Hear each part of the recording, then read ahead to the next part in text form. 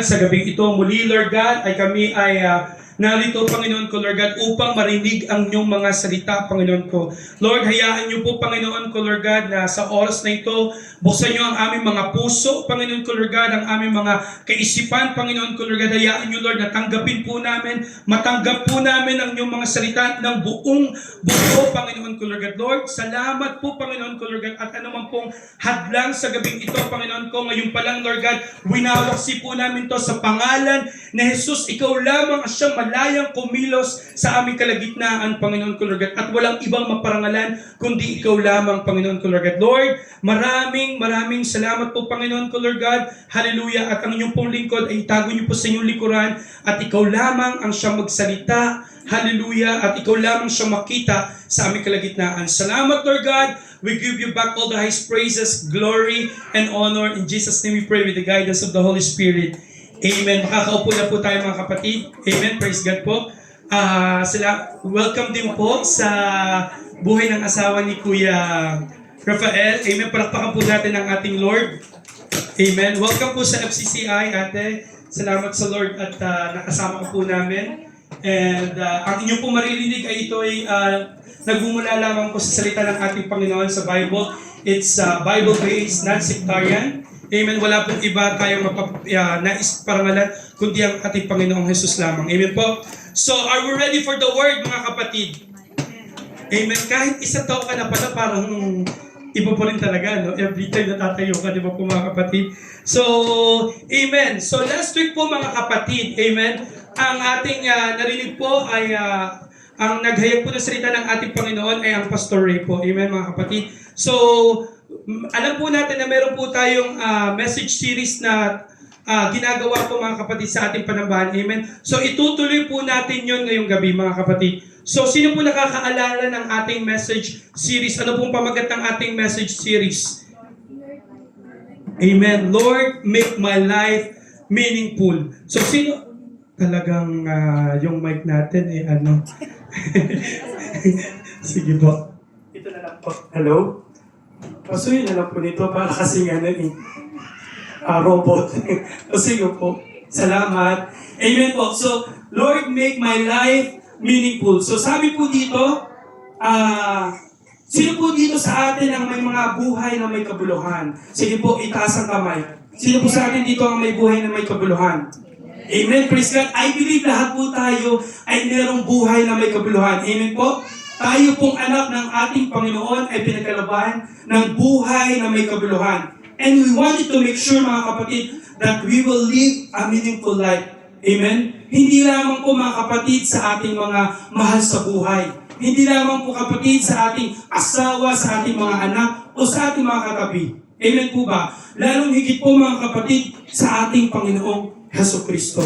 Amen po? So sabi po dito, ang ating weekly topic, sabi dito, make your work meaningful. And I believe po lahat po tayo ay naaalala or nag-take down notes, o lalo na yung mga nasa harapan. Make your rest count, that's our week 2. Make your faith count. Week 4, make your prayers count. And week 5, make your money meaningful. Sino po dito excited pag-usapan about pera? Ewan, taas ang kami ni Nat.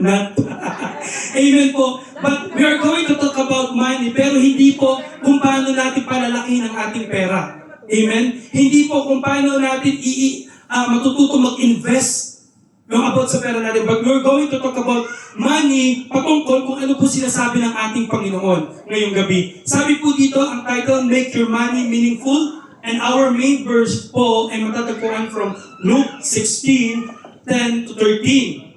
Pero babasahin po natin yan from verse 1 to 13. So sabi po dito, how do you make your money meaningful? So not how do you count your money, ha? Sino po ba dito maraming pera? Amen. Aywa. Amen, praise God. Pero hindi po dito, not how do you count your money, but how do you make your money meaningful. We all make money in this life. That's why, mga kapatid, tayo po ngayon ay narito sa Abu Dhabi, mga kapatid. Amen po, para magtrabaho. Para kahit paano medyo mas lumaki ang ating, kumbaga, kikitain, mga kapatid. But what you do with your money once you make it, mga kapatid? What makes a huge difference in your life? So some po mga kapatid, money, they make it as a tool po mga kapatid, or resource for others. Or some, ginagawa po nilang idolo. Money can bring either a blessing or a curse. So we have to be careful mga kapatid. Hindi lang po pag sinabing money is a blessing. Amen? Money can bring either a blessing or a curse. So sabi dito, but how you view it will determine how you will handle it po mga kapatid. And how you will handle it will make all the difference in your life. So ano nga po ba ang sinasabi ng ating Panginoon patungkol sa pera or finances mga kapatid?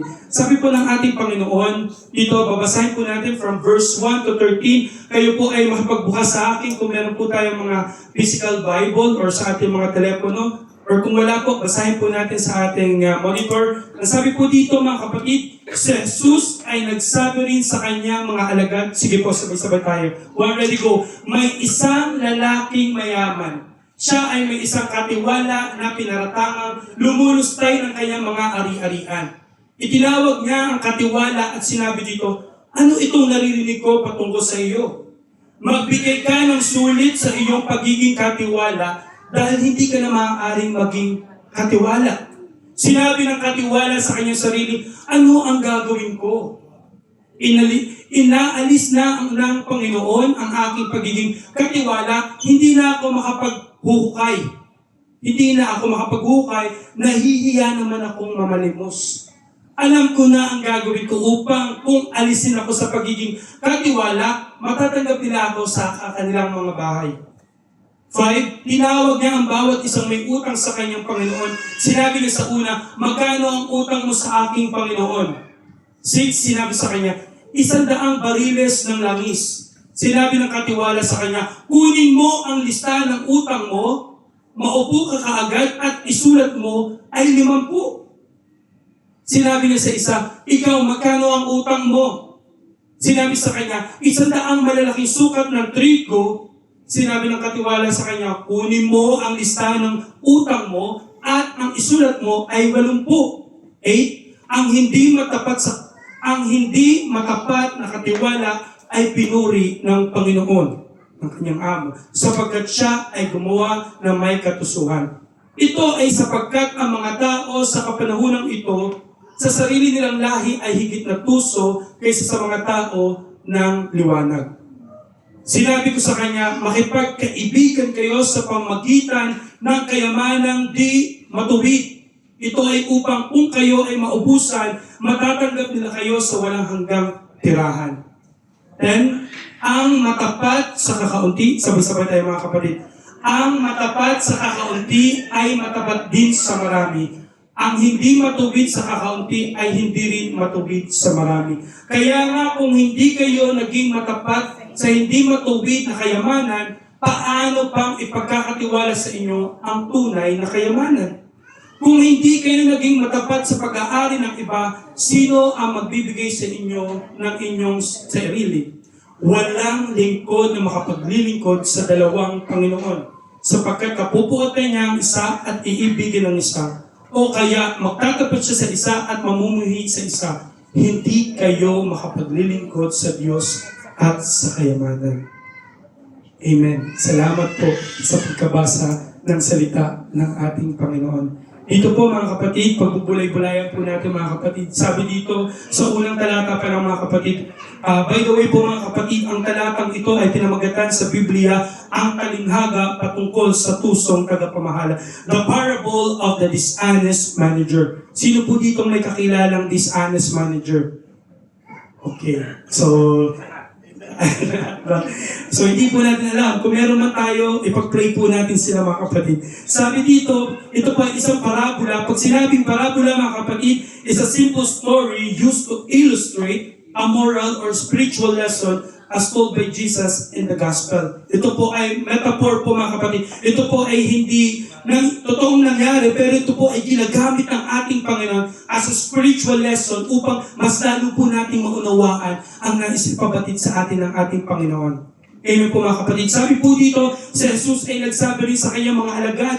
So dito po mga kapatid ay ang nagsasalita, wala na pong iba kundi ang ating Panginoon. Amen? At ang sabi dito sa kanyang mga alagad, ang recipient po mga kapatid ay ang kanyang mga disipulo. Amen? So dito po sabi niya, may isang lalaking mayaman. Siya ay may isang katiwala na pinaratangan, lumulustay ng kanyang mga ari-ari. Itinawag niya ang katiwala at sinabi dito. So kumbaga, sa madalit salita mga kapatid, meron pong concerned citizen. Ayan. Concerned citizen or merong nagmamarites lang. Di ba? Concerned or marites ba? Hindi natin alam eh. Pero sabi dito, at ano itong naririnig ko patungkol sa iyo? Magbigay ka ng sulit. Mga kapatid, kung ito po ay aanin po natin sa ating buhay spiritual, tayo po ang sinasabihan ng ating Panginoon dito. Tayo po ay magsusulit sa harapan ng ating Panginoon. Pag tinanong kita, Ate Angel, anong ginawa mo dito sa lupa? Diyan sa lupa. So sabi, anong masasabi po natin? Kasi sabi po dito, patungkol sa iyo, magbigay ka ng sulit sa iyong pagiging katiwala dahil hindi ka na maaaring maging katiwala. Mga kapatid, pag sinabing katiwala mga kapatid, hindi lamang ito patungkol sa gawaing pera o sa pera, patungkol sa pera. Pero dito po, lahat po ito ay patungkol sa buhay po natin na ipinagkatiwala ng ating Panginoon. Amen po? Lahat po tayo pinagkatiwalaan ng Lord. Amen po ba? Lahat po tayo ay may talento mga kapatid. Lahat po tayo ay meron sa buhay natin. Kahit yung mga anak natin. Kung ano mang meron tayo ngayon, yan ay pinagkatiwala ng ating Panginoon. Kamusta po? Mapagkakatiwalaan po ba tayo mga kapatid? Sinabi ng katiwala sa kanyang sarili, ano ang gagawin ko? Ano ang gagawin ko? Amen? So tayo lang po, let us all reflect mga kapatid. Amen? In this life, paano po natin pinahalagahan yung pinagkaloob ng ating Panginoon? Ibinibigay ba natin ito sa Lord? Ipinagkakatiwala ba natin ito sa Lord? So sabi niya dito, inaalis na ng Panginoon ang aking pagiging katiwala. Hindi na ako makapaghuhukay. Nahihiya naman akong mamalimos. Amen? Pag dumating yung pagkakataon na yung binigay sa'yo ng Lord, hindi mo pinahalagahan, maaaring kunin niya ng Panginoon. Hindi pala, ibigay ko na lang sa iba. Amen? So dito po makikita mga kapatid, kung ano man ang meron tayo mga kapatid, nais ng Lord, ito po ay gamitin natin para sa kaluguran ng ating Panginoon. Amen? Alam ko na ang gagawin ko upang kung alisin ako sa pagiging katiwala, matatanggap nila ako sa kanilang bahay. So ang bilis ng pag-iisip niya, sabi niya po dito, tinawag niya ang bawat isang may utang sa kanyang Panginoon. Sinabi niya sa ulo, magkano ang utang mo sa aking Panginoon? Sinabi sa kanya, 100 bariles ng langis. Sinabi ng katiwala sa kanya, kunin mo ang listahan ng utang mo, maupo ka kagad at isulat mo ay 50. Sa madalit salita mga kapatid, may discount 50% siya. Pero pag kay Lord, walang ganun na, mga kapatid. Pag sa Panginoon, hindi tayo pwede magsabi, Lord, ito lang naman ang kasalanan ko. Ito lang naman ang nagawa ko. Pwede mo naman ako patawarin dito, Lord. Amen? Pero dito tingnan mo, binigyan niya ng, kumbaga, imbes sa 100, ibinigay niya 50%. Sinabi sa isa, ikaw, magkano ang utang mo? Sinabi sa kanya, 100 malalaking sukat ng trigo. Sinabi ng katiwala sa kanya, kunin mo ang listahan ng utang mo at ang isulat mo ay 80. So, talagang di ba po mga kapatid? Nandun yung nag-isip siya eh. So, meaning to say, kumbaga, ginawa niya yan for his own benefits. Amen po? Kasi sabi dito, ang hindi matapat na katiwala ay pinuri ng Panginoon. Mga kapatid, huwag po tayong magugulumihanan dito. Amen? Hindi po nais ng Panginoon na gumagawa ka na mali at pupurihin ka. Amen po mga kapatid? Sabi niya dito, sapagkat siya ay gumawa ng katusuhan. So dito po mga kapatid, pag tayo po ay nagbabasa ng salita ng ating Panginoon, we have also to check kung ano po yung sitwasyon noon.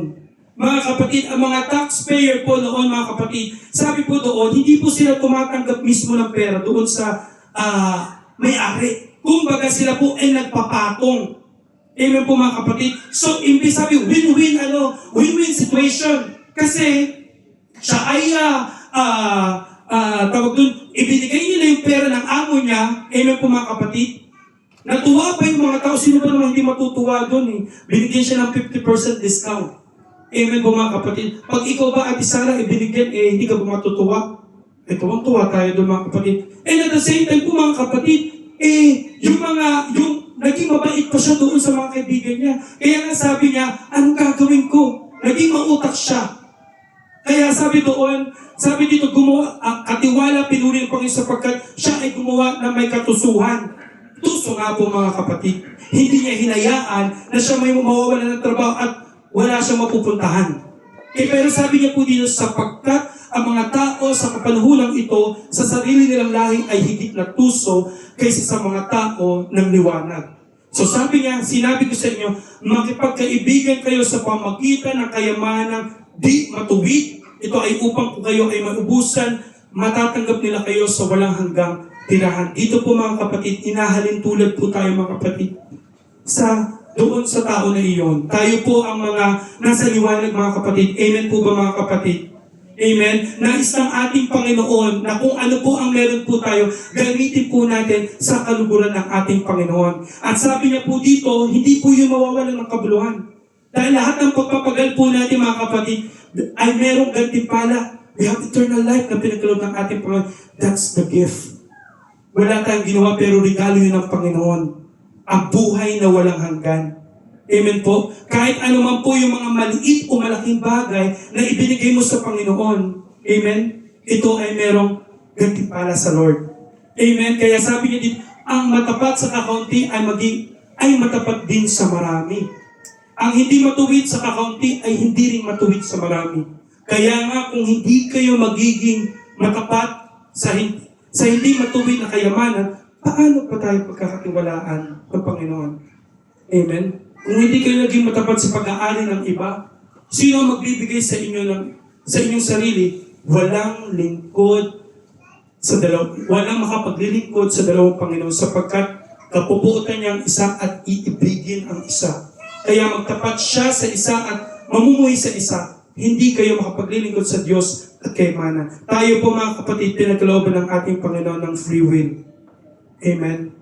So alam na po natin ang salita ng ating Panginoon. I believe po, yun po ang susundin po natin ay ang pagpatuloy sa paglilingkod sa ating Panginoon. Amen? 3 important principles from God's Word. So dito po, meron po tayong 3 points. Sabi niya po dito, number 1, tinuloy-tuloy ko na, dapat gagawin ni Mrs. I-click mo tapos lalabas. Sabi ko, okay na yan. Para mabasa kagad. Sabi dito, the principle of ownership. Sabi, pwede po natin sabihin, ownership. Parang wala kayong ownership. Ownership. So sa principle of ownership, meron pong 2 points. God owns it all. From Psalms 24 verse 1 to 2, ang lupa ay sa Panginoon. Itong tinitirikan natin ngayon, kinatatayuan natin mga kapatid. Kinatitirikan na ba yun lang? Kinatatayuan natin mga kapatid, yan po ay sa Panginoon. Amen? Pero hindi lang po yun mga kapatid. Sabi pa dito, at ang buong narito. Meaning to say, hindi lang po itong lupang kinatatayuan natin mga kapatid, pagkus lahat ng mga bagay na nakikita natin ay pagmamayari ng Panginoon. Amen? Ayan na, hindi na sumagot. Amen po ba? Lahat ng meron tayo ay pagmamayari ng ating Diyos. At silang nagsisitahan dito sapagkat itinatag niya sa ibabaw ng dagat at itinayo sa ibabaw ng mga baha. Sabi niya dito, God owns everything. The universe, ang buong mundo, sinagalog lang. The planet, everything in it. God owns every mountain, every ocean, every island. Sa madalit salita, lahat po yan ay pagmamayari ng ating Panginoon. Amen? Kahit yung mga bagay na hindi po natin nakikita, yan po ay pagmamayari ng Panginoon. Kung yan po ay may pag-aari ng ating Panginoon, wala po tayo may pagmamalaki sa Diyos. Amen po? Kaya sabi po dito, the whole earth belongs to God. Why? Because He founded it upon the seas and established it upon the water. He is our Creator. Amen? Sino po naniniwala dito ang Panginoon ng ating siyang Creator? And we are His creation. So meaning to say, maganda ang plano ng Diyos sa bawat isa sa atin. Maganda at gwapo ang mga katabi po natin. Pwede niyo po tignan mga kapatid. Sige po, maganda ba ang creation ng Lord? Parang yung iba parang hindi sumasagot. Maganda ba ang creation ng Lord? Amen? So sabi niya dito, because He founded it upon the seas and established it upon the water, He is our Creator. Therefore, the whole earth belongs to Him. But, once again, but God doesn't just own the planet itself. Sabi po dito, He also owns everything. So lahat po ng mga bagay na meron po tayo, even yung mga kinikita po natin, lahat po yan ay sa ating Panginoon. We're not just talking about money here. Amen? Hindi lang po kanina sa title, make your money meaningful. It's all about lahat sa buhay po natin mga kapatid. Because everything you have comes from the Lord. Amen? So sabi niya dito mga kapatid, God owns lahat. Paulit-ulit. God owns everything mga kapatid. So wala po tayong may pagmamalaki sa harapan ng ating Panginoon dahil lahat ng meron po tayo ay pagmamag-ari ng ating Panginoon. Amen. Sabi ng Luke 16, verse 10 to 12, ang mapagtapat sa kakaunti ay mapagtatapat din naman sa marami. At ang di matuwid sa kakaunti ay di rin naman matuwid sa marami. Amen? So, yun po, nabasa ko yun sa pangalawa.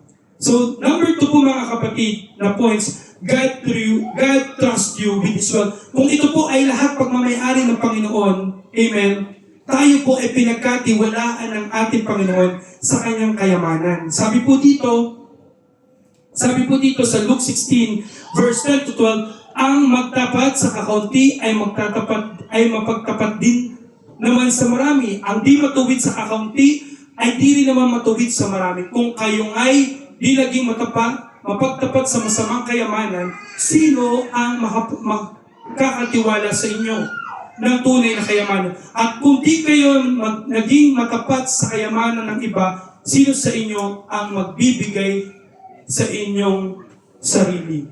Amen po. Salamat po sa pagkabasa ng salita ng ating Panginoon. God owns it all and therefore, everything you have comes from the Lord. Yan po ay pahiram ng ating Panginoon. Amen mga kapatid? It really belongs to God. So, sa madalit salita mga kapatid, He just entrusted to us. Amen po. Lahat ng meron po tayo, yung mga talento po natin, yung mga ari-arian po natin, kung amen, meron po tayo mga ari-arian, yung mga bagay na meron po tayo, lahat po yan ay pinahiram lamang po ng ating Panginoon. So how do you make how do you make your money meaningful? Kung tayo po ay pag-uusapan about money matters, paano po natin pinapahalaga ng ating pera? Kasi sa buhay ng Kristiyano mga kapatid, magiging tapat po ako, medyo madalang pong pinag-uusapan yung patungkol sa pera. Minsan na pag-uusapan siya sa pagdating ng tithes and offering, pero hindi ganun lubos natin na ipapaliwanag. Amen po mga kapatid. Kasi even our money, mga kapatid, yan po ay pag-aari ng Panginoon. Kahit pinaghirapan mo pa yan. Amen? Kumbaga sabi nga po doon mga kapatid, doon sa main verse po natin mga kapatid, whether you will hate the other o yung isa po yung mamahalin po natin. Amen po. Minsan, mga Kristiyano, minsan di pa rin natin nauunawaan, mga kapatid, patungkol sa paggawain ng pagbibigay. Amen po mga kapatid. Once again po mga kapatid, amen, hindi po kailangan ng Panginoon ang pera natin. Amen. Pero ang tinitignan ng Panginoon ay ang laman ng puso natin. Amen. Amen. Andiyan pa po ba tayo? Amen. So God, the principle of ownership. So God owns it all and God trusts you with His wealth. So that's number 1, pinagkatiwalaan po tayo ng Panginoon. Number 2 po mga kapatid, the principle of stewardship. Pwede po natin sabihin, stewardship. Again, stewardship. Sa stewardship po mga kapatid, meron po tayong points. Spend carefully. Sabi dito in Luke 12:15, mag-ingat kayo sa lahat ng uri ng kasakaman sapagkat ang buhay ng tao ay wala sa dami ng kanyang kayamanan. So meaning to say po mga kapatid, hindi po masama na mag-spend ng pera o pinaghirapan natin. Amen po ba? Lahat tayo for sure. Pero sabi dito, spend carefully. Sabi niya dito in Ecclesiastes 2:21, dahil kahit magsikap ka gamit ang buo mong talino, isip at kakayahan, iiwan mo rin ang lahat ng pinaghirapan mo. Ayun. Pagod yan, besh. Sabi niya dito, pinaghirapan mo sa taong hindi naghirap para sa mga bagay na ito. Ito man ay wala rin kabuluhan at hindi makatarungan. Meaning to say mga kapatid, kahit ano pang mga bagay na talagang bigay todo talaga. Sorry naman, overtime dyan, overtime doon, super workaholic, lahat-lahat na ng part-time, ginawa na po natin mga kapatid. Amen? Lahat ng mga pag-i-impok, lahat ng mga insurance, lahat po yan ay maaaring sa isang iglap, tayo po ay mawala dito sa mundo. Sino po makikinabang yun? Baka pag-awayan pa yun. Pag di kayo nakapag-ano ng ano. Di ba? Sana all merong ganun, di ba? Pero hindi po yun eh. Kidding aside po mga kapatid, dito po sinasabi ng Lord, we have to spend carefully. We have to enjoy our life. Enjoying life doesn't mean to go somewhere else, to travel, to do shopping, lahat na gawin mo, walang masama doon mga kapatid. But enjoying life with the Lord. Amen po? Kasi sabi nga po mga kapatid, lagi natin naririnig na kahit gaano kadami ang pera natin or mga bagay na meron tayo, pag wala ang Panginoon, walang kakontentuhan. Amen po ba? Hello? Amen. So sabi niya po dito mga kapatid, a spending problem is really a desire problem. But we get into trouble with spending because we think more stuff will make us feel more fulfilled. Woo! Ganun ba yun? Pag marami akong ganito, talagang, iba. Pero sinasabi po dito mga kapatid, sinasabi po dito, you are far valuable to be fulfilled will stop. Dahil wala na pong ibang makakapagbigay ng true, genuinely fulfilling, kundi po ang presensya ng ating Panginoon. Amen po mga kapatid. You were made for God and only God will fulfill your life. Only God can fulfill your life. Sabi na dito in 1 Timothy 6 verse 6 to 8 says, kung sa bagay daig pa ng taong namumuhay ng banal at kontento na sa kalagayan ang mayaman. Ang totoo, wala tayong dinala sa mundong ito at wala rin tayong madadala pag alis dito. Kaya kung mayroon na tayong pagkain at pananamit, dapat na tayong makontento. Ang pagiging makontento mga kapatid, it doesn't mean that we will just stop here, do kung ano ginagawa natin. Hindi po yun mga kapatid. Makontento, meaning to say kung ano meron ka ngayon, amen, right now, currently, amen, you are grateful to God. Amen po. But it's not because, kumbaga sinasabi, you will stop there. Diba? Lahat tayo mayroong mga pangarap, gustong marating sa buhay. Hindi po yun ang sinasabi ng Panginoon. Patuloy lang tayo mga kapatid, but you have to be grateful to God. You have to be contented to God. Amen? Dahil lahat ng meron tayo, I believe, yan ay binigay sa iyo ng Panginoon. Maliit man o malaki, yan ay biyaya ng Lord. Amen po? Sige po, kung minsan marami tayong mga inisip or anxiety, kung baga, parang minsan mas binibilang pa natin yung blessing ng iba. Ay siya, may sasakyan siyang bago, may damit siyang bago, may jewelry siya, may bago siyang phone. Pero yung sarili natin, parang mas less yung nakikita natin. Pero remember mga kapatid, napakadaming binibigay sa atin ng Lord na hindi po natin nakikita. Ngayon pa lang, biruin nyo kung may oxygen, tama na ba ako doon? Last time nung nagsabi ako, ano ba yun dito, Nina? Kung mayroong oxygen, sabi ko natin, dextrose. Kung meron akong oxygen dito, na habang nakatayo, Imagine niyo yun. So meaning to say, habang ngayon nakaupo tayo dyan, meron tayong hangin na nararamdaman, kaya tayo po ay nabubuhay. Amen po mga kapatid. Salamat sa Lord, meron tayong unan, kumot, pagkain, bag, or kung ano mang meron tayo, anak, trabaho. Amen. So dapat yun pa lang tayo po ay magpasalamat sa ating Panginoon. Godliness with contentment is a great gain. You are managing someone else's money, so you need to be careful how you spend. Again, number 1 point, God owns it all po mga kapatid. Pag mamayari yan ng Panginoon, pinagkatiwala yan ng Lord. Meaning to say, nais ng Lord, we have to spend carefully. Letter B, save wisely.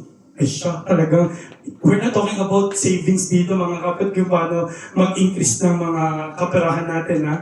Pero sabi dito, save wisely. Sabi ng Lord in Proverbs 6, verse 6 to 8, lahat po tayo mga kapatid, sabay sa one ready, go!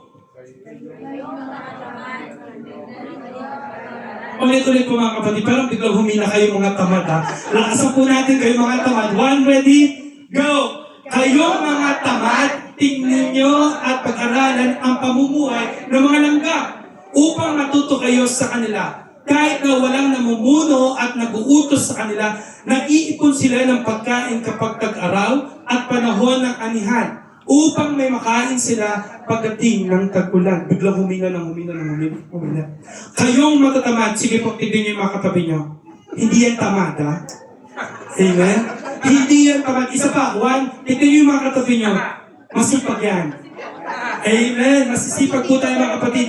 Actually, habang pinag-aaralan ko itong salita ng Panginoon, naalala ko yung pagkabata ko, super tanda na, yung bata ko, di ba natin, yung lalo na sa Pilipinas, pag may mga mumuka sa table, sa lamesa, makikita mo talaga yung mga langgam, talagang kinukuha niyo yung mga mumu eh. Tapos, so ano pa sila eh, line pa eh, no? Di ba? Or puro manilinis kayo doon sa inyo.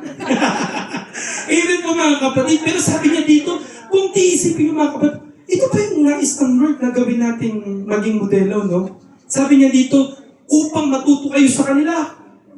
Which is, ang langgam mas maliit ang utak kaysa sa mga tao. Amen po mga kapatid. Pero sabi dito, kahit na walang namumuno at nag-uutos sa kanila, nag-iipos sila ng pagkain kapag araw at panahon ng anihan upang may makakain sila sa pagdating ng tag-ulan. Dito po mga kapatid, sabi dito, if we remember the story of Joseph from Genesis 41, 33 to 38, dito po mga kapatid, dito po, God gave Pharaoh some disturbing dreams. Alala po ba natin yung mga kapatid? About fat and skinny cows and fat and skinny stalks of grain. So sa madaling salita po mga kapatid, si Pharaoh po ay nanaginip. Hindi niya alam kung anong panaginip yun. Tinawag niya lahat ng mga magagaling na interpreter. Sabi ko kanina habang salamengkero. Pwede ba yun? Tama si Nina. Interpreter. Lahat ng mga magagaling, pero walang makapagpaliwanag. Amen po. At may nagsabi kay Pharaoh, mga kapatid, na si Joseph, may kilala siya. Si Joseph that time po ay nasa bilangguan. Siya po ay lumabas at ipinaliwanag kung ano po ang napanaginipan ni Pharaoh. At sabi niya po dito, Joseph interpreted the dream of Pharaoh, informing him that God was foretelling 7 years of plenty, followed by 7 years of famine. So sa madalit salita mga kapatid, magkakaroon ng 7 years na kaginhawaan or plenty of food o buhay po nila mga kapatid, at magkakaroon din po after that 7 years na kagutuman or famine po mga kapatid. So sa dito, then Joseph gave Pharaoh the following advice. So sa madalit salita mga kapatid, sila po, dito po ay pinuri po ni Pharaoh si Joseph. Pero ang sabi ni Pharaoh dito mga kapatid, hindi po siya ang nag-explain noon, hindi po siya nag-interpret, kundi ang ating Panginoon.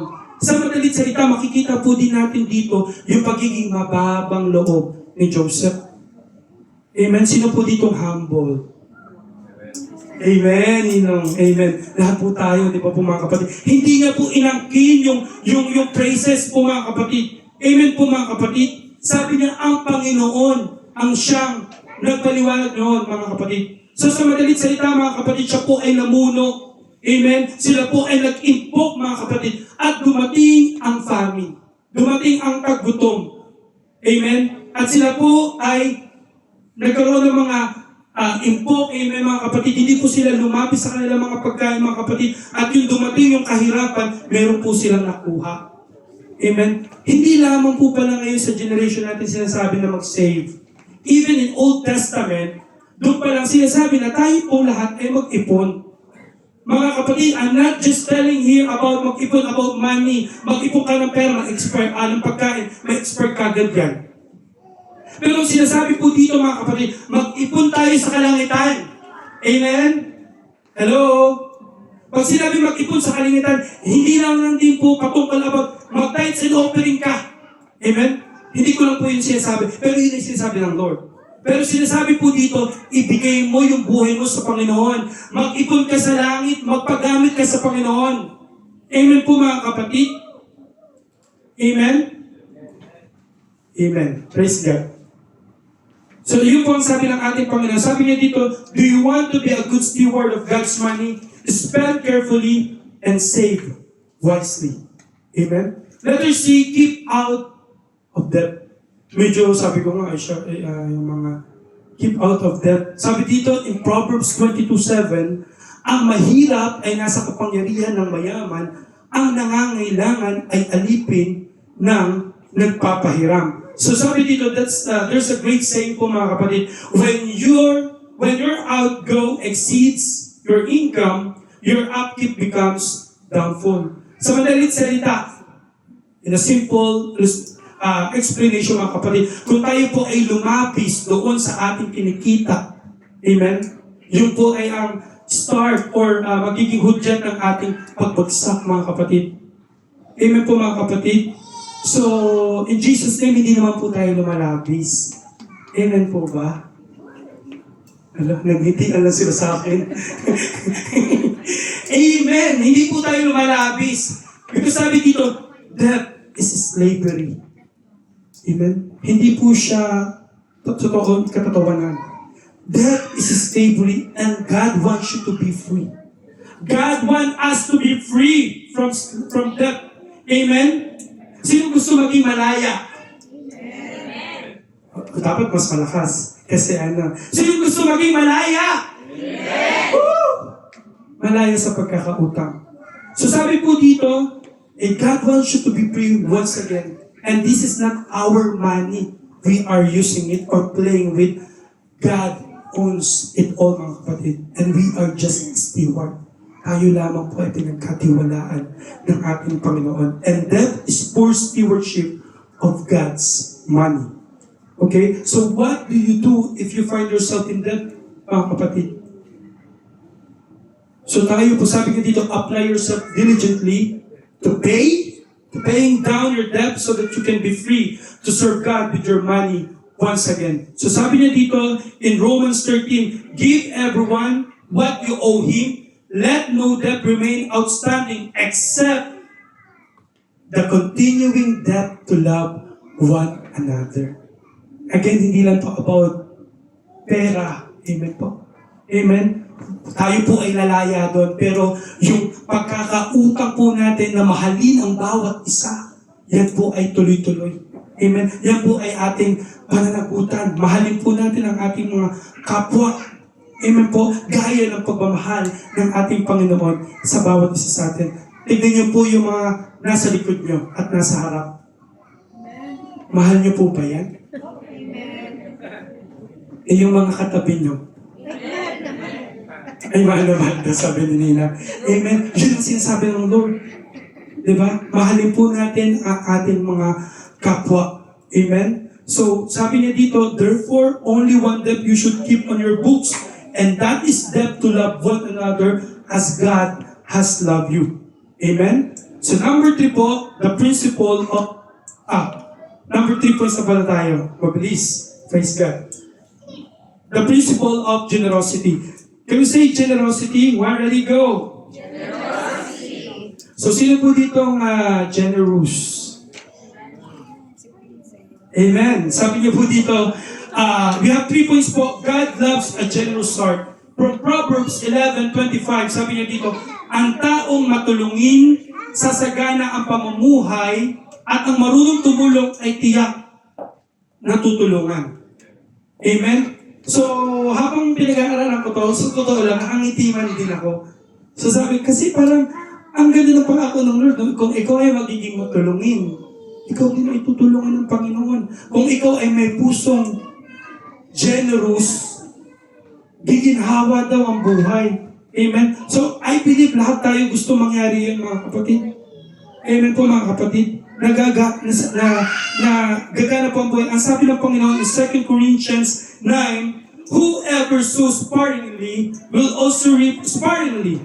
And whoever sows generously will also reap generously. Each man should give what he has decided in his heart. To give, not reluctantly or under compulsion, for God loves a cheerful giver.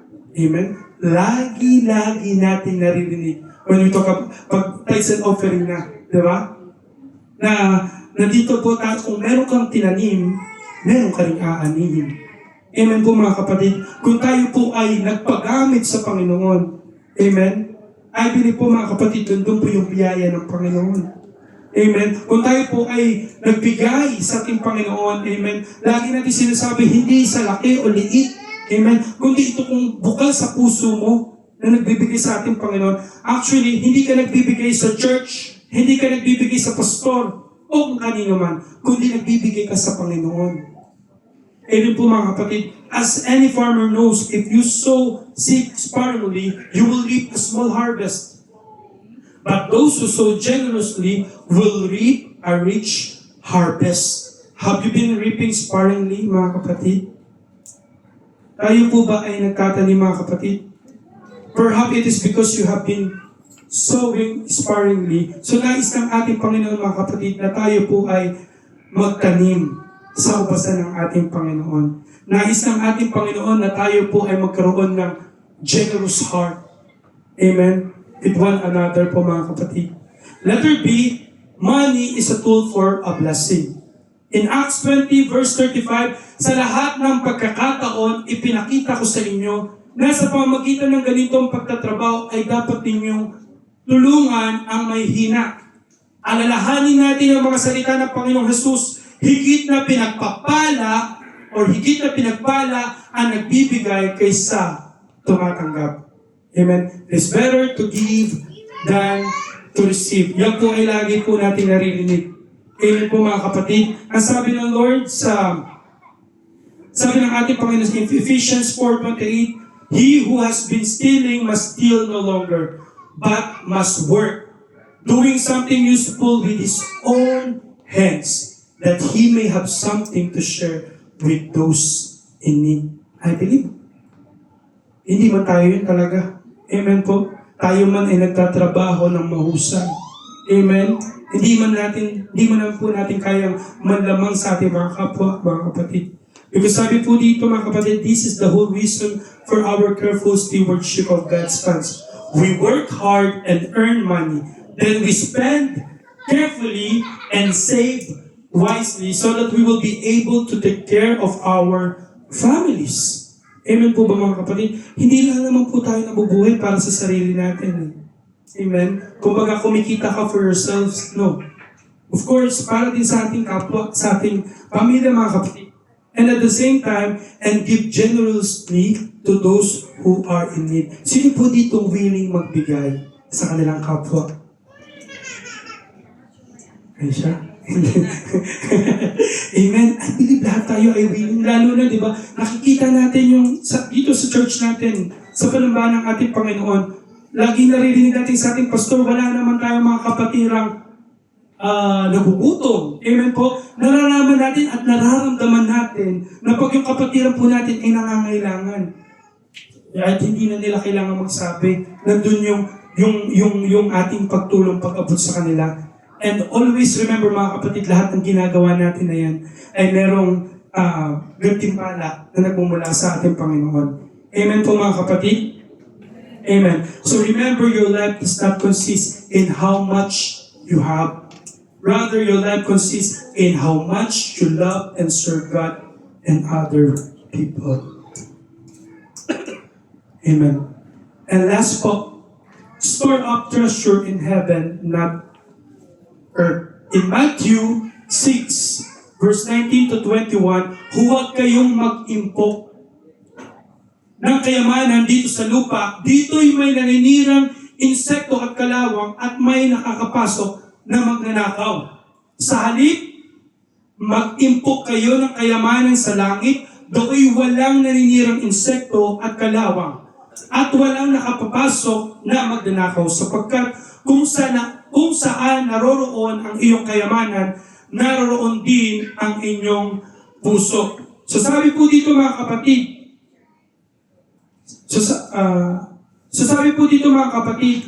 huwag daw po tayo mag-impok dito. Hindi masamang mag-invest dito sa lupa. Hindi masama tayong magtrabaho,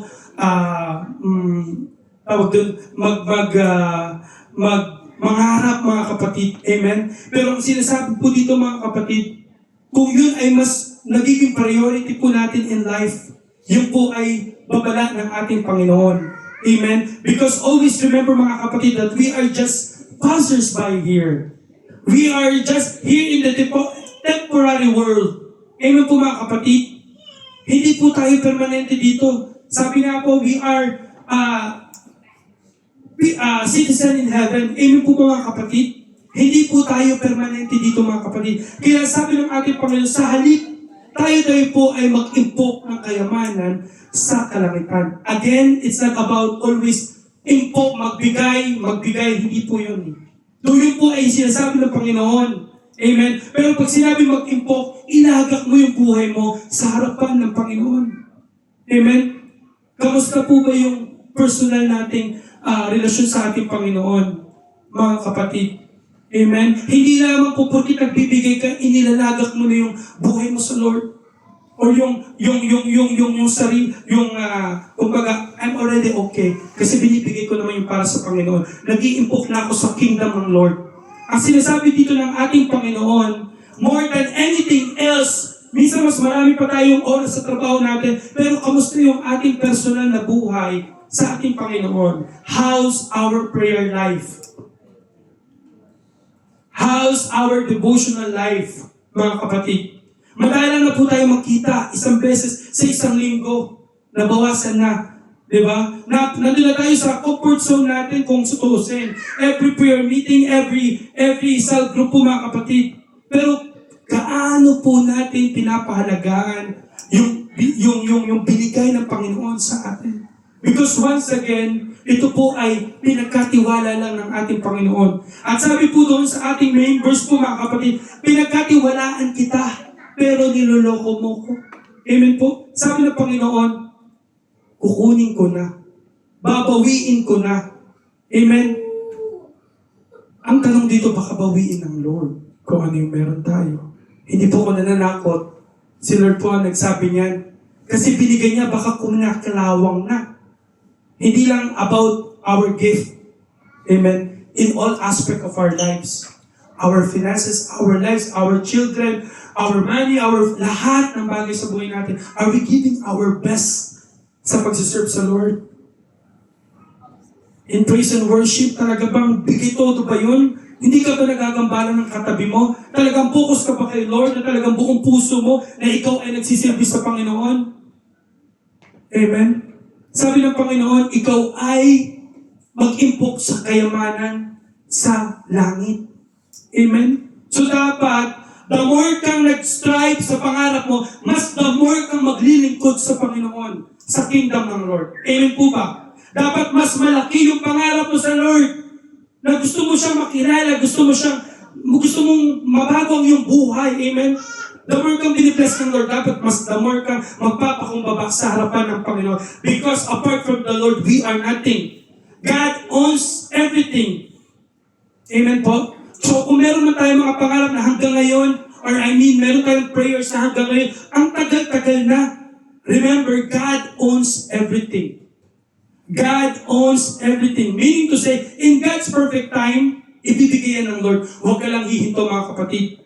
Remember the life of Paul and Silas mga kapatid. Sa panahon na sila po ay nasa problema, sa panahon na sila po ay nasa loob ng kulungan mga kapatid, remember, kinabukasan, pupukutan ng ulo eh. Imagine niyo yung mga kapatid, in the middle of the problems, how you're going to respond to the Lord. Amen? Nandun sila sa kulungan eh. Amen? So meaning kasi kung tayo, ako po personally, I believe na nabanggit ko na rin po sa inyo mga kapatid, di ba yung kuya ko, hindi pa ako yung nakakulong nun ha, pero parang ako na yung nakulong. Parang ako na yung namatayan, di ba po mga kapatid? Pero ano yung response nila mga kapatid? Hello? Andiyan pa po ba tayo? Di ba? Nag-praise and worship sila sa Lord. At nung gabing iyon mga kapatid, amen? Nagkaroon ng pagguho, mga kapatid. Amen? At hindi pa ngayon natatapos, mga kapatid. And everyone na naroon po, mga kapatid, ay naligtas. Remember, mga kapatid, hindi ka aksidente kung saan ka man naroroon ngayon. Amen po? May plano ang Lord. Kung tayo po ay nasa kamay ng Panginoon, always remember na mayroong plano ang Panginoon. Pero kung wala kayo kay Lord, paano mo sabihin may plano ang Lord? Eh wala ka pala sa Panginoon. But because I believe all of us here, mga kapatid, ay nasa harapan ng Panginoon, nasa kamay ng ating Panginoon, may magandang plano ang Lord. Pwede niyo po sabihin sa mga katabi niyo, may plano ang Lord sa buhay mo. Come on! Ano pong response ng katabi niyo, mga kapatid? Amen? So what, sabi po ng mga kapatid, kung may matagal na tayong pray, huwag tayong susuko, mga kapatid. Amen? Lahat po yan ay huwag tayong susuko hanggat hindi binibigay ng Lord yung kanyang katugunan. Meaning to say, hindi katugunan natin. Hello? Iba yun ha? Huwag tayong susuko kung hanggat hindi binibigay ng Lord ang ating katugunan. Hindi yun. Kundi ang katugunan ng Lord. Yung plano ng Lord sa buhay mo at buhay ko. At buhay ng bawat isa sa atin dito. Amen? And sabi niya doon, dooy, walang naninirang insekto at kalaw at walang nakakapasok na magnanakaw sapagkat kung saan naroroon ang iyong kayamanan, naroon din ang iyong puso. Amen po. Salamat po sa pagkabasa ng salita ng ating Panginoon. And conclusion na po tayo. Sabi po ng ating Lord, how do you make your money meaningful? Understand and apply these three biblical principles. Number one, the principle of ownership. Once again po, God owns it all po mga kapatid. And He entrusts His wealth into your care. Lahat ng meron tayo, yan ay pinagkatawanan lang ng Lord. Amen? Amen. The principle of stewardship, it is not your money mga kapatid. Amen? Therefore, spend carefully, save wisely, and keep out of debt. Number three, the principle of generosity. God loves a generous heart. Money is a tool for blessing others, store up treasure in heaven, not on earth. Amen po. Tayo pong lahat ay makakatayo ng mga kapatid. Amen? Amen? Sabi po ng ating Panginoon, this is our last verse po mga kapatid from Matthew 25, 19 to 20 mga kapatid, 19 to 30 mga kapatid. Sabi po dito mga kapatid, ito po ay isang parabola din po mga kapatid. Talinghaga tungkol sa tatlong alipin. Amen? Pagkaraan ng mahabang panahon, bumalik ang Panginoon, sabi niya po dito, ng mga tauhang iyon at sila ay pinag-ulat. Lumapit ang tumanggap na 5,000 salaping ginto at sinabi, Panginoon, ito po ang 5,000 salaping ginto na iniwan ninyo sa akin. Heto naman po ang 5,000 salaping ginto na tinubo nito. Sabi niya, sinabi sa kanya ng Panginoon, magaling! Sabi niya, tapat at mabuting lingkod, halika. Samahan mo ako sa aking kagalakan. Naging tapat ka sa kakaunting halaga, kaya gagawin kitang tagapamahala ng malaking halaga. Sabi ng Panginoon, lumapit din at tumanggap ang 2,000 salaping ginto at sinabi sa Panginoon, ito po ang iniwan ninyo sa akin, 2,000 salaping ginto. Heto naman po ang 2,000 salaping ginto na tinubo nito. 23, sinabi ng kanyang Panginoon, magaling, tapat at mabuting lingkod, naging tapat ka sa kakaunting halaga, kaya pamamahalain kita sa malaking halaga. Samahan mo ko sa aking kagalakan. Sabi niya po dito, lumapit naman ang tumanggap ng 1,000 salaping ginto at sinabi, alam ko pong mahigpit at pinipitas ninyo ang bunga ng hindi ninyong itinanim at inaani ninyo ang hindi inihasik. Natakot po ako. Kaya't ibinaon ko sa lupa ang inyong salaping ginto. Heto na po ang inyong salapi. 26, sumagot ang kanyang Panginoon, masama at tamad na lingkod. Alam mo muna palang pinipitas ko ang bunga ng hindi ko itinanim at inaani ko ang hindi ko inasik. Bakit hindi mo na lamang inalagay sa bangko sa ang aking salapi? Kahit paano may tinubo, sana ito. Kunin ninyo sa kanya ang 1,000 salaping ginto at ibinigay sa may 10,000 salaping ginto sapagkat ang maroon ay bibigyan pa. At ang magkakaroon ng sagana, ngunit ang wala, pati ang kakaunti na sa kanya, ay kukunin pa. Itapon ninyo sa kadiliman sa labas ng walang silbing taong iyan, dooy may nananangis siya at magngangalit ang kanyang mga ngipin. Amen po. Salamat po sa pagbabasa ng salita ng ating Panginoon. Dito po mga kapatid, sinasabi dito ng ating Panginoon, ito rin po ay sinasabi ng ating Panginoon, at lahat po tayo mga kapatid, ay mag-uulat sa harapan ng Panginoon. Pag tayo po itinanong ng ating Panginoon, kamusta? Sige, ulat mo kung anong ginawa mo. Sa binigay kong talento, binigay kong buhay sa iyo diyan sa lupa. Anong gagawin mo? Ito ba'y sasabihin ng Lord, magaling, tapat at mabuting lingkod? O kabaliktaran doon mga kapatid? Sabi po doon, o sasabihin tayo ng mga Panginoon, masama at tamad. Amen? Kaya sabi ng ating Panginoon in Matthew, mga kapatid, remember po mga kapatid, hindi po tayo dapat na magkaroon ng takot. Amen? Kung tayo man po ay magbibigay sa harapan ng Panginoon, always remember po mga kapatid, di ba nga po yung ibon nga eh. Amen? Sila po ay pinapakain ng Panginoon. Sabi po ng ating Panginoon dito, mga kapatid, sabi po ng ating Panginoon dito,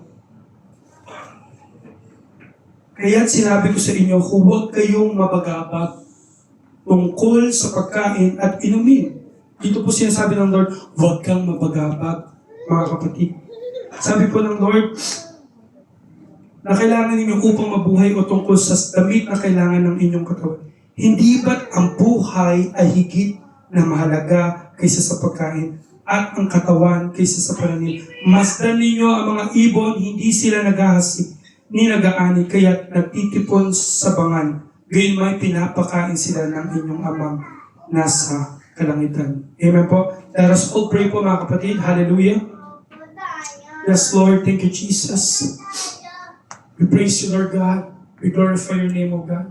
Sige po mga kapatid, kausapin po natin ang Lord. Amen. Hallelujah. Hallelujah. Sige po. Sa oras na ito, I encourage everyone. Tayo pong lahat ay magpasalamat sa Panginoon. Or yung mga bagay na gusto mong sabihin sa Lord, this is the right time na ibigay mo sa Panginoon. Sabihin mo sa Lord. Yung mga bagay na kakulangan natin, tayo lang po nakakaalam yun. Amen? Wala na pong iba kundi sarili po natin. Napakadaming pagpapalang ng Lord sa buhay natin. Pero ano po pinapalit po natin? Ano po yung ibinibigay natin sa Panginoon? Are we giving our best to God? Sige po mga kapatid, come on. Let us begin to talk to Jesus. Hallelujah. Hallelujah. Hallelujah, Lord God. We praise you. We glorify you. We exalt your name on high. Hallelujah. Hallelujah. Hallelujah. Thank you, Jesus. Thank you, Lord God. Hallelujah. Hallelujah, Jesus.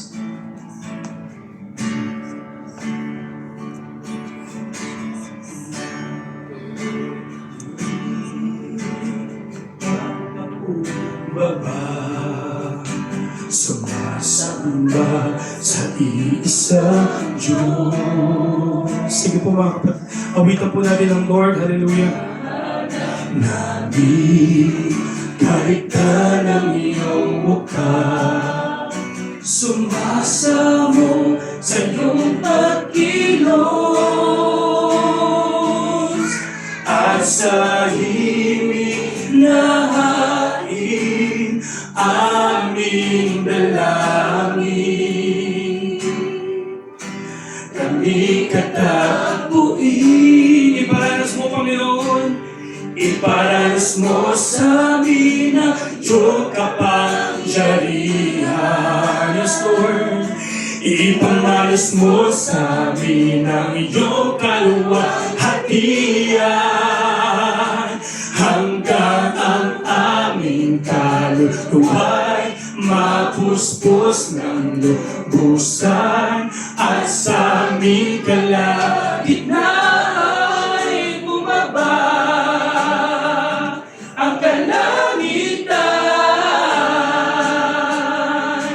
Dakila ang iyong ngalan. Sige po, narito kami, come on church. Narito kami. Sige po, ialay po natin ang awiting ito sa Panginoon. Hallelujah. Yes, O Lord God. Hallelujah. We are humbly ourselves before you, God. Hallelujah. Hinahanap namin kaligtan ang iyong mukha. Sumasamo sa iyong pagkilos at sa himig na hari aming dalangin. Kami katakbuhin, Panginoon. Kami katakbuhin. Iparanas mo. Iparanas mo sa amin ang iyong kapangyarihan. Iparanas mo sa amin ang iyong kaluwalhatian hanggang ang aming kaluluwa'y mapuspos ng lubusan at sa aming kalagitnaan bumaba ang kalangitan. Dakila ang iyong ngalan. Sagawin po natin ito panalangin. Iparanas mo sa amin ang iyong kapangyarihan. Come on, church. Hallelujah. Hallelujah, Lord God. Hallelujah. Hallelujah, Lord God. Hallelujah. Lord, sabi niyo sa inyong mga salita, Panginoon ko, Lord, 2 at 3 na nagkatipo sa inyong pangalan, Lord. Meron ka sa aming kalagitnaan, Panginoon ko, Lord. Lord, higit kami sa 2, Panginoon. Hallelujah. We believe, Lord God, that you are here, Panginoon, sa aming kalagitnaan, Panginoon ko, Lord God. Hallelujah, Lord. Nakikita niyo, Lord God, ang laman ng aming mga puso, Panginoon ko, Lord God. Hallelujah. Sa inyo po namin ito, O Diyos, ipinagkakatiwala, Panginoon ko, Lord God. Hallelujah, Lord. Salamat po, Panginoon ko, Lord God, for tonight message, Lord God. Hallelujah. Salamat po, Panginoon ko, Lord God, sa inyong pagtuturo sa amin ngayong gabi, Panginoon ko, Lord God. Lord, sabi niyo sa inyong mga salita, Panginoon, na ang lahat ng bagay dito sa lupa, Panginoon, lahat ng mga bagay na meron kami, Panginoon, ito yung pag-aari niyo, O Diyos. Wala kami maipagmamalaki, Panginoon ko, Lord God, sa inyong harapan, Panginoon. Wala kami maipagmamalaki, Panginoon ko, Lord God, sa aming sarili, Panginoon. Because lahat ng ito, Panginoon, ay inyong pinagkatiwala lamang sa amin, Panginoon ko, Lord God. Lord, we are asking for sorry, Lord God, hallelujah. Kung dumadating yung mga pagkakataon, Panginoon, na kami, Panginoon, ay nagkukulang, Lord, sa aming paglilingkod sa inyo, hindi po namin na ibibigay kung ano po yung nararapat para sa inyo, Panginoon. Patawarin niyo kami, O Diyos. Hallelujah. Baguhin niyo ang aming mga buhay, Panginoon ko, Lord God. And Lord, simula ngayon, Panginoon, patuloy na mag-ualab ang aming pananampalataya sa inyo, Panginoon. Hallelujah. Patuloy na kami ay mananalangin. Patuloy kami magbabasa ng inyong mga salita. At patuloy kami maglilingkod sa inyo, Panginoon ko, Lord God. Lord, maraming salamat, Lord God. We're praying, Lord God, for this church, Panginoon ko, Lord God. Lord, walang ibang maparangalan ng lahating madakila, kundi ang inyong pangalan lamang, Panginoon ko, Lord God. Lord, help us, Lord God. Guide us, Panginoon ko, Lord God. We're praying for our Pastor Jojo, Pastora Ida. We're praying for the leaders of this church, oh God. And we are praying, Panginoon ko, for our brethren, Lord God. Hallelujah. Lord, Ikaw, Panginoon ko, ang siya tumulong sa amin, Panginoon. Sa mga pagkakataon, Panginoon, nawawalan ka na kami ng pag-asa, Lord. Ikaw ang bibigay sa amin ng pag-asa, Panginoon ko, Lord God. Hallelujah, Lord. Sa mga pagkakataon kami na mahina, Panginoon, Ikaw ang magbibigay sa amin ng kalakasan, Panginoon ko, Lord God. Lord, maraming Maraming salamat po, Panginoon, because with you, Lord God, there's hope, Panginoon ko. With you, Lord God, there's a victory, Panginoon ko. With you, Lord God, you will perform miracle, Panginoon ko, in our lives. Maraming salamat, Lord God. Wala kami may babalik, kundi papurihan ka, luwalatiin ka, at sabayin ng iyong pangalan. Salamat, Lord God. Ito po ang aming samudalangin sa tanging pangalan lamang ng anak ni Jesus, gabay at patnubay ng iyong banal na Espiritu. Amen and amen. Palakpakan po natin ang ating Diyos sa buhay. Amen. Praise God. God bless po.